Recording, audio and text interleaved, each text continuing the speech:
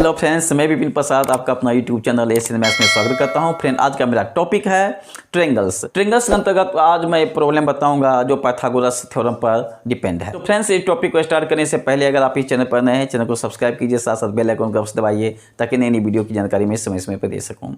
तो friends, triangle का आज का क्वेश्चन देखिए। An aeroplane leaves an airport and flies due north at a speed of 100 km per hour. Another aeroplane how far apart will be two planes after hours. Direction के विषय में आपको तो पता ही होगा, ये ईस्ट होता है, ये वेस्ट होता है, ये नॉर्थ, इसको क्या कहते हैं, ये साउथ। नॉर्थ की ओर डायरेक्शन में फर्स्ट एरोप्लेन फ्लाई करती है। ये मान लीजिए कि पॉइंट है, इस पॉइंट से नॉर्थ डायरेक्शन में एक एरोप्लेन फ्लाई करती है और एट द सेम टाइम उसी समय जिस समय यह प्लेन फ्लाई करना शुरू करती है उसी समय another aeroplane leaves the same airport, इसी एयरपोर्ट से फ्लाई करना स्टार्ट करती है और किस डायरेक्शन में, वेस्ट डायरेक्शन में। यही नहीं वेस्ट है, वेस्ट डायरेक्शन में फ्लाई करना स्टार्ट करती है। ये देखिए, ये वेस्ट डायरेक्शन हो गया।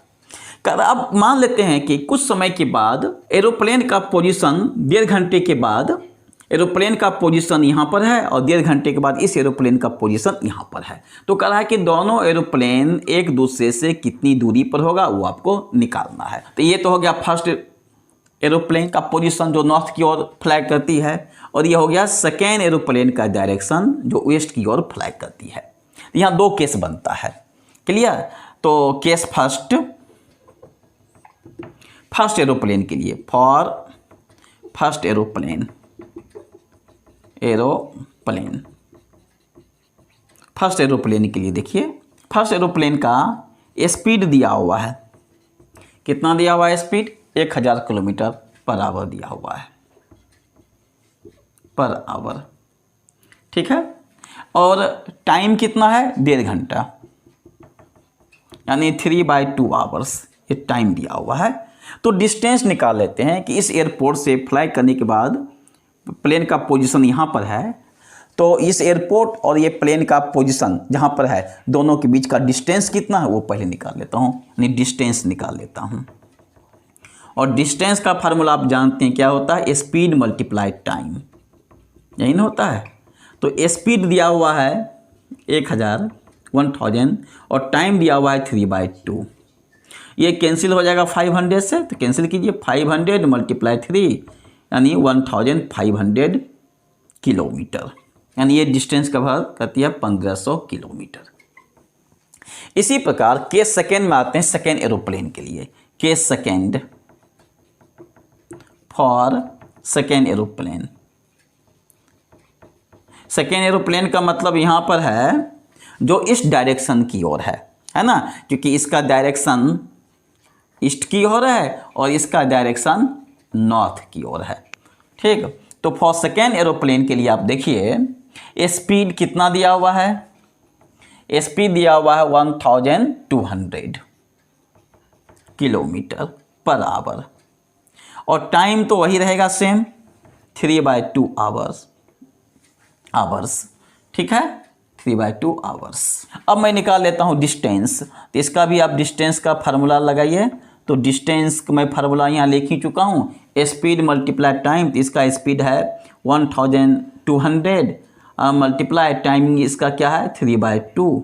ये 1200 2 से कैंसिल हो जाएगा तो आएगा 600 × 3, और 600 को 3 से मल्टीप्लाई कीजिएगा तो 1800 किलोमीटर आएगा, यानी इसका डिस्टेंस निकल गया कितना, 1800 किलोमीटर।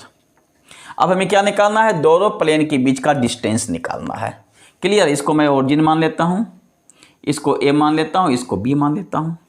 तो दोनों प्लेन के बीच का डिस्टेंस को ये, इसको मैं डी मान लेता हूँ, D for distance. So distance between 2 planes, so therefore distance between 2 planes निकल जाएगा।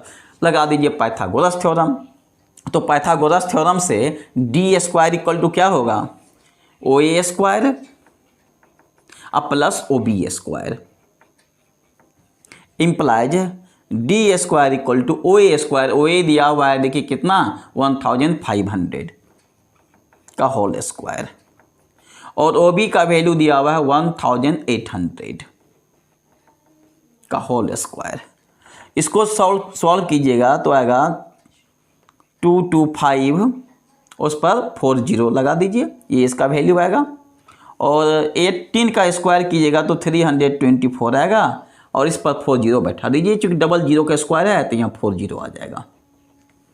क्लियर। अब दोनों को जोड़ दीजिएगा तो 549 पर 40 लगा दीजिए। अब इसको ब्रेक कर दीजिए। इसको ब्रेक कैसे कीजिएगा, इसको आप लिख सकते हैं, ध्यान दीजिए, 9 × 61 मल्टीप्लाई, अब इस पर 40 है तो 40 भी लगा दीजिए। सो इससे d का वैल्यू निकल जाएगा। तो d का वैल्यू क्या आ जाएगा, देखिए d = होगा, जब स्क्वायर हटाइएगा तो यहाँ अंदर रूट होगा, इसका अंदर रूट ले लीजिए, यानी 9 × 61 × 1 पर 40 लगा दीजिए। इसका साइन हम नेगेटिव नहीं लेंगे, क्योंकि स्क्वायर हटाने के बाद यहाँ प्लस माइनस दोनों में आंसर आएगा। नेगेटिव इसलिए नहीं लेंगे क्योंकि डिस्टेंस कभी भी नेगेटिव नहीं होता है। और आप जानते हैं 9 का जो वैल्यू, √9 का वैल्यू होगा 3, और √10,000 का वैल्यू कितना होगा, 4 जीरो है ना इसमें, 40, तो 2 जीरो बाहर निकल जाएगा, यही ना, यानी 100 बाहर निकल जाएगा। अंदर √61 का वैल्यू कुछ नहीं आएगा, तो इसलिए उसको रूट के ही अंदर ही छोड़ देते हैं। आप चाहिए तो इसको दशमलव में मिला सकते हैं, लेकिन ऐसे ही रहने दीजिए। और 3 को जब 100 से मल्टीप्लाई कीजिएगा तो हो जाएगा 300 अंडर √61 किलोमीटर। तो दो प्लेन के बीच का जो डिस्टेंस 300 अंडर √61 किलोमीटर की दूरी पर होगा। क्लियर। अब मैं ले चलता हूँ नेक्स्ट क्वेश्चन की ओर। In the given figure D is a point on the side BC, D देखिए पॉइंट है साइड BC पर of triangle ABC such that, condition दिया हुआ है कि BD upon CD equal to AB upon AC, ये कंडीशन दिया हुआ है। तो prove that AD is the bisector of angle BAC। इसका मतलब हुआ आपको यह दिखाना है कि angle 1 equal to angle 2।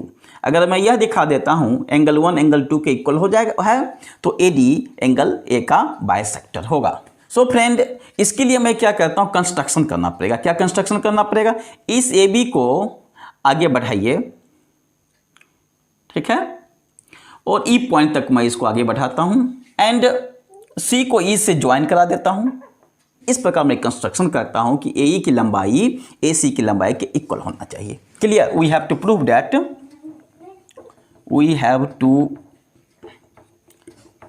That, angle 1 equal to angle 2।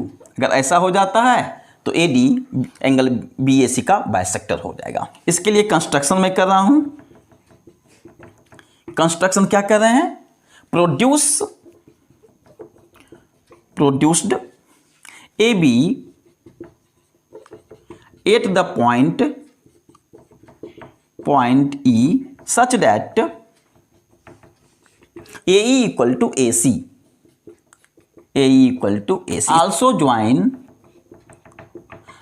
Join C and E, C और E को भी मैं ज्वाइन करा दिया हूं, C एंड E। क्लियर। अब प्रूफ की ओर मैं चलता हूं। प्रूफ गिवन क्या दिया हुआ, जरा ये भी देख लीजिए। यहां दिया हुआ है BD upon CD equal to AB upon AC। इसको मैं मान लेता हूं 1। तो फ्रेंड, इसको मैं 1 माना हूं, इसको 1, ये 2, इसको भी मान लीजिए 3, और इसको आप मान लीजिए 4। Since AE equal to AC दिया हुआ है, since AE equal to AC, so therefore from 1, इसलिए 1 से आप क्या देख रहे हैं, BD upon CD equal to AB upon, और AC के प्लेस पर AE को रख दीजिए, AE। अब फिगर को देखिए, फिगर में क्या कह रहा है कि BD upon CD equal to AB upon AE। इसका मतलब है कि कन्वर्स ऑफ थेल्स थ्योरम से ये लाइन इस लाइन के पैरेलल हो जाएगा। यही मैं कन्वर्स ऑफ थेल्स थ्योरम बताया हूँ। जैसे ये कोई लाइन है, इसका रेशियो इसके रेशियो के इक्वल हो जाए, इसका रेशियो इसके रेशियो के इक्वल हो जाए, तो ये लाइन इस लाइन के क्या होगा, पैरेलल होगा। Therefore by Thales theorem AD C के पैरेलल हो जाएगा, AD parallel to CE।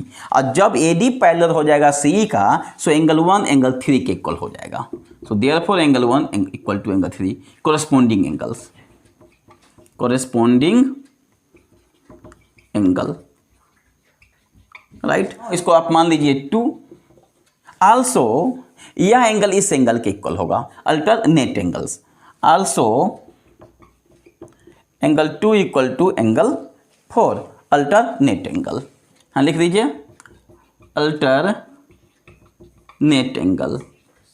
And इसको मान लेते हैं 3, क्योंकि AC की लंबाई AE की लंबाई के इक्वल है। Since AC equal to AE, therefore angle 3 equal to angle 4 हो जाएगा, क्योंकि आइसोस्केलेस ट्रायंगल हो जाएगा। So angle 3 equal to angle 4, इसको मान लीजिए 4।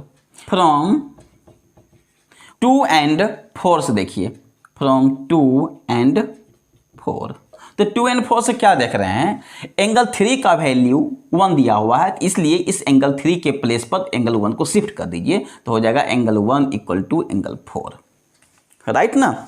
इसको मान लेते हैं हम 5। From 3 and 5,